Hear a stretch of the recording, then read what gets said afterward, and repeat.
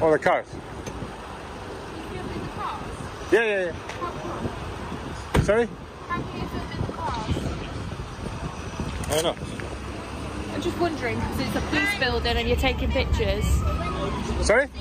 I know he's filming. I was filming that tattoo. Because she's got a nice tattoo. Okay, why are you filming The tattoo or the you're cars? still filming me as well now. Can you stop filming the camera at me? Can I still stop filming the camera? Can you stop putting the camera towards me? Why are you pointing the camera towards me? Because I'm having a conversation with you and I'm recording. Okay, so I'm having a conversation with you and I am recording. Okay, why are you recording the police station? Sorry? Why are you... The video. Yeah. Because whenever we see someone obviously taking videos of the police station, we have to think of security. Right. Okay? So... Hey, stop recording! No, I can record. You can record, but I can't. What we want to know is why you're filming. No, I want to know, why did you order me to stop recording when you're recording? Because we've asked you a Because? question. Why are you filming the police station? No, answer my questions. You ordered me to stop recording, and then you come out and start recording. No, she did. No, you didn't, we correct. asked. She did. Asked. No, but your tone was like ordering. Well, we asked, Okay. why are you filming and taking And I pictures? asked, why did you order me to Right, stop she recording? didn't And you order started. you, She did. asked. She did. She asked. She asked. All right, can I ask to stop recording? We can record anything. Can I ask you to stop recording? Can I ask you to stop recording? What you're about to see is one of the most fascinating power struggles you'll find on camera, a real-time test of rights, authority, and confidence.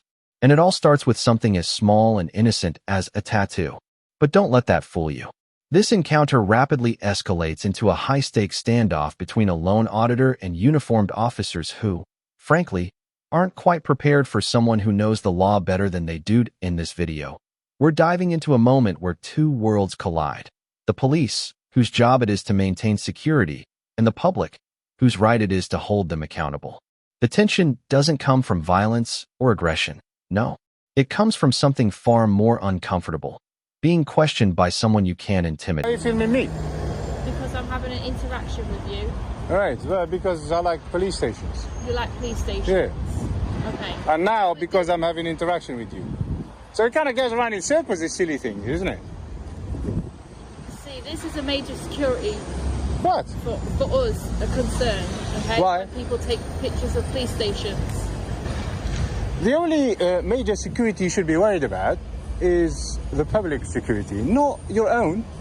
Well, I do concern about my own, yes. Yeah, but if that's all you're worried about, With me and the members if you're only worried about your security, maybe you should just get a job somewhere else. Then that way you don't have to worry about your security. You talked over me. I said all my colleagues in there and the members of the public that go in there, the solicitors that go in there, it's concerns for everyone. Solicitors? In there. Yeah, everyone goes in there. What kind of solicitors? Duty solicitors. All right. Why? What, people that you arrest? Right here, we already see the officers trying to establish control by framing the situation as a security issue. But notice something important. They haven't articulated why. That's a classic tactic.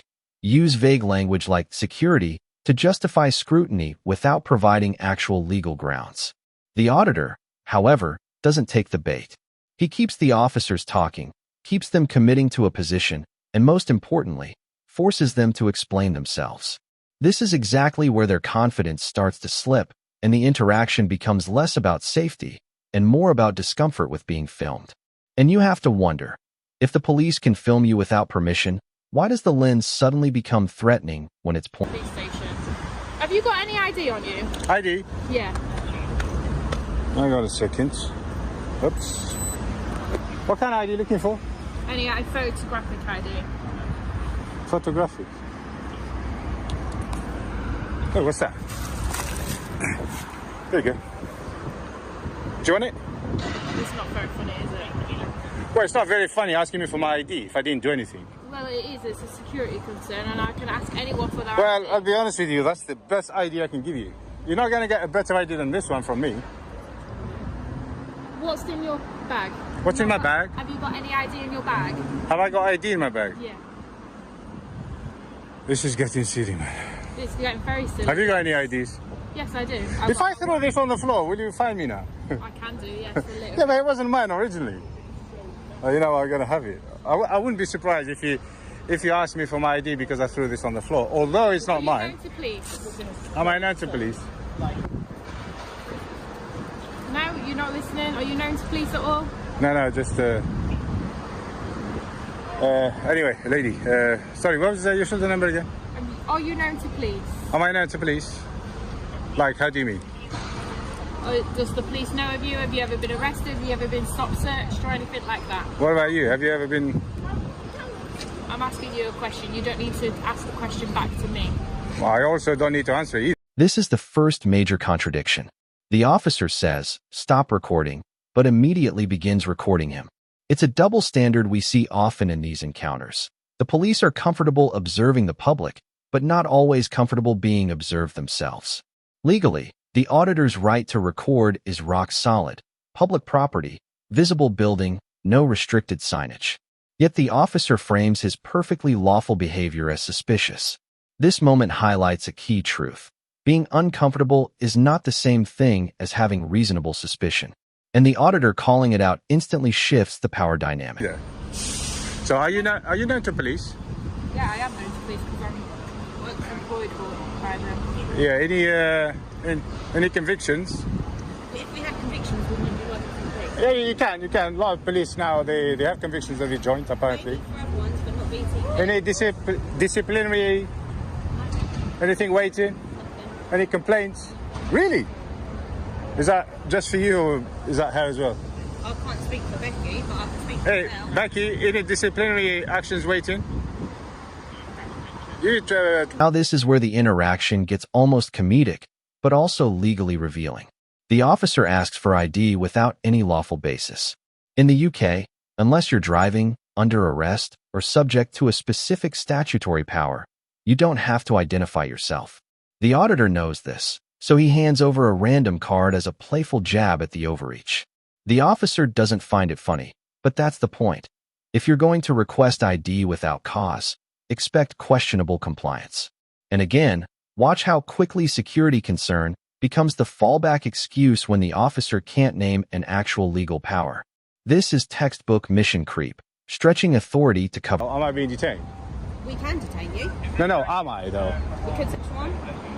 Section 1. Ooh, be careful before you go ahead with it. Be careful. I know Section 1 very well. We have grounds. Okay, and what is Section 1 then? Section 1, well, items like, you're looking for items. We have grounds. So what items are you going to look for? Anything that could be used in the proceeds of crime. We can use anything that we can cause suspicion to be used in crime. You're standing there. Yeah. In a police station. So what? As we said, it's a security. So do you have any kind of reasonable grounds that I'm about to commit a crime? It doesn't have to be necessary to commit a crime. You need... Give What? us any ID. Is there anything we can do? Not really. No, we can't find that. Well done, Sergeant. Is he Sergeant? Here the officers pivot into a fishing expedition. They ask about ID, then what's in his bag, then whether he's known to police. None of these questions relate to any specific suspicion of a crime. This technique, rapid, scattered questioning, is designed to make the person nervous enough to slip up or volunteer information. But the auditor stays calm, turning each question back on them. When he asks them if they have disciplinary actions or complaints pending, suddenly the rules change. Suddenly, questions require justification. It perfectly illustrates the imbalance. They expect transparency from him while offering none themselves. I can make a civil claim against you. So now I'm asking you, am I being detained or am I free to move?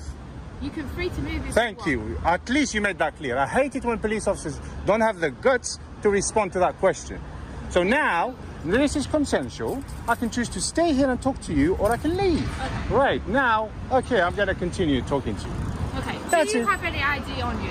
Do I have, I've given you an ID, but you declined it.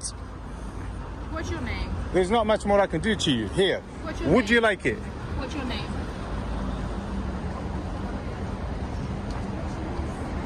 What's your name? What's my name? What do you have my name for? I've just asked for you because you're unfortunately. Why do you need my name? Do you wanna... Giving your name? You're not gonna go date with me, so you're not gonna ask for my name. I've not asked for that. Or you asking for my name? You asking for my name, and then you got your tongue out and you just licking your lip. You look like.